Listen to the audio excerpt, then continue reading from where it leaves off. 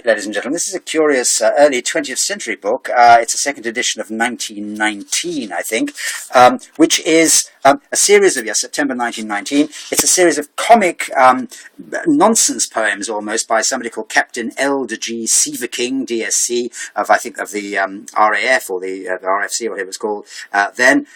And it has a number of famous names attached to it. Well, let's look at the illustrations first. I'll tell you about the famous names next. The binding is decent for its age. It's tight, if grubby. You can see it's rather grubby, but it is tight and sound. It's a bit knocked. It's got quite a bit of shelf wear to it, but it is tight.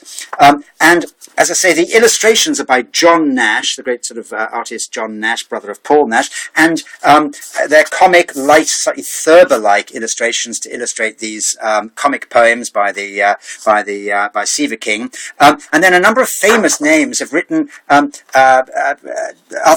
forwards and introductions. There's an introduction, very sort of slangy, down-to-earth language by Paul Nash, the even more famous brother of John Nash. There's a whole section about the poems by Max Beerbohm, indeed. And then there's a whole little section about...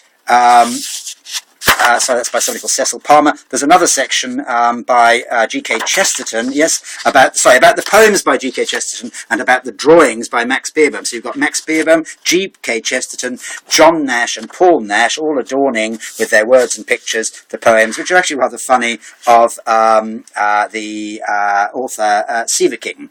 And as I say, they're nonsense poems on choosing a career, examples of blatant naughtiness, charm against fright, etc., etc. It's a scarce book, currently on the 140 million volume A Books Antiquarian book site.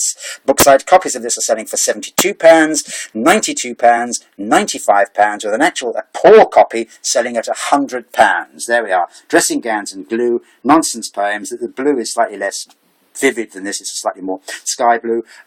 Dressing gowns and glue, a book of nonsense poems with all sorts of famous names attached to it. Thanks very much indeed. Bye.